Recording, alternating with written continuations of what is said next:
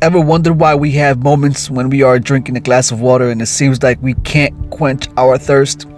It's like we have walked the desert for days. We feel lethargic and parched. One cold glass of water after the other. Nothing. Something strange, huh? Maybe it has nothing to do with the water we are drinking. Maybe it has something to do at a cellular level. Let's dig deep and embrace the strange.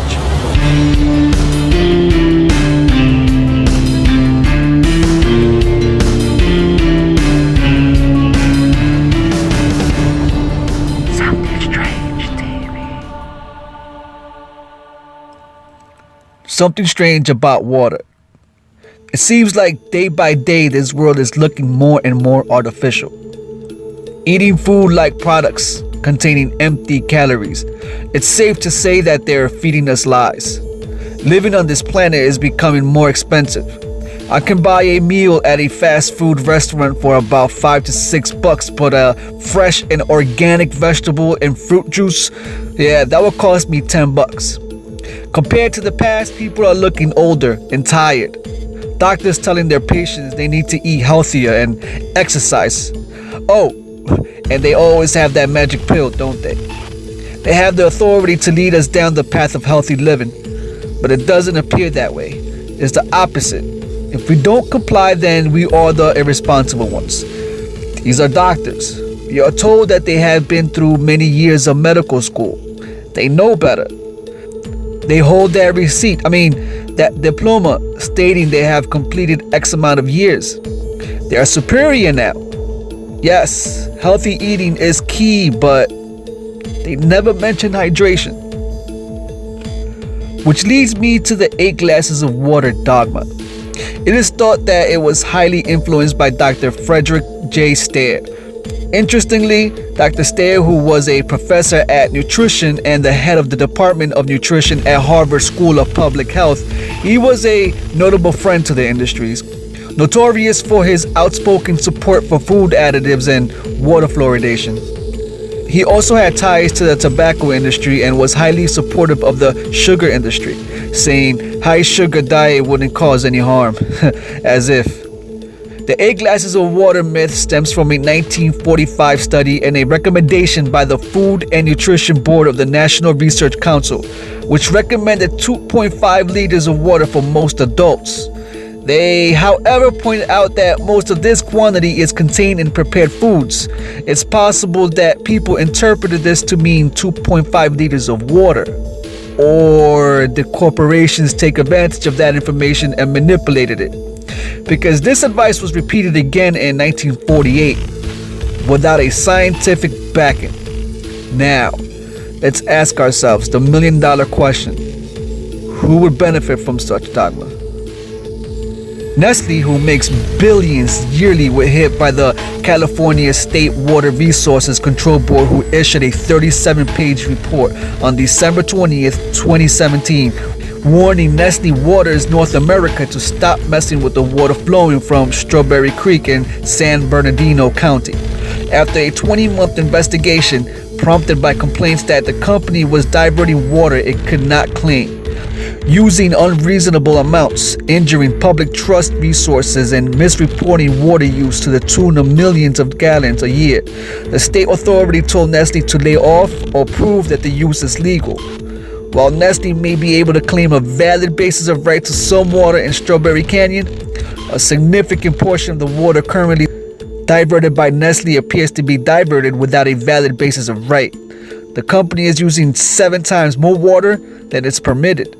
Nestle operates a spring water diversion facility at the headwaters of Strawberry Creek in the San Bernardino National Forest, and they only pay the feds $524 a year for the permit. Free water, basically. Interestingly enough, the Forest Service issued a series of special use permits to the company and its predecessors starting in 1930, the most recent of which was issued in 1978 and extended until 1988. So they've been working with an expired license.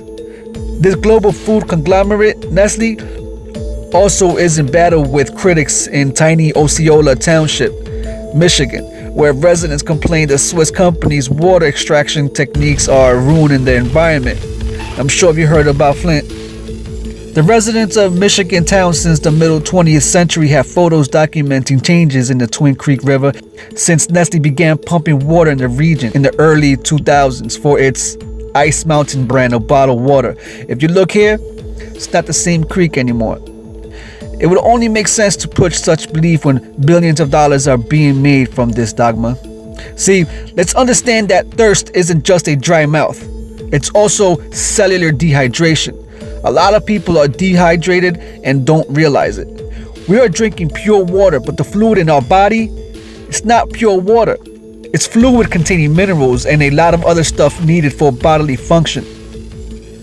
People drink so many glasses of water thinking it's going to flush out toxins and that their skin will glow, giving them a younger look. That's not how it works. Drinking too much water can cause your body to flush out the electrolytes. There's even a condition called hyponatremia. It's a condition that occurs when the level of sodium is low in the blood. Electrolytes are substances that conduct an electric current in the body. They help to facilitate actions of the nervous system, maintain proper fluid and acid-base balance, and allows muscles to contract. Our bodies benefits most from drinks that contains electrolytes. See, we sweat and lose electrolytes, which is why Gatorade is a choice of drinks for athletes. Gatorade supposedly promotes electrolyte balance, but it contains the wrong type of sodium, it contains sugar and harmful additives. It wouldn't be my choice of electrolyte replenishing beverage. Water plays a significant role in maintenance of health and prevention of disease. But it's not the water you drink, it's the water you eat that's important. Fruits and vegetables are full of water. Iceberg lettuce, for example, is 90% water. Romaine lettuce, kale, cabbage, and spinach are also loaded with water. Leafy green vegetables are very high in antioxidants and nutrients that are anti-inflammatory and exhibit anti-cancer properties. Melons are high in water and contains essential vitamin C and A. Melons have a compound called lycopene that has been shown to reduce the risk of prostate, breast, colorectal, and lung cancers. Red tomatoes are 94% water and also contain amazing amounts of lycopene. Tomatoes are a rich source of potassium and it plays a significant role in transmission of nerve signals, hydration in the body, and many other important metabolic processes. Potassium is often used to treat high blood pressure, insulin resistance seen in diabetes, chronic fatigue, and muscle weakness, all signs of chronic inflammation. These are information that isn't spoken about. Nobody sheds light on this. Then again, the light is on the money. Keeping hydrated is vital for life. Hydrating the right way, of course. Living a longer and beautiful life and seeing your children and or grandchildren grow. Your eyes are open during the time of the sun's rise and you do close them during the light of moon. But that third eye is always open, aware and ready to embrace the strange.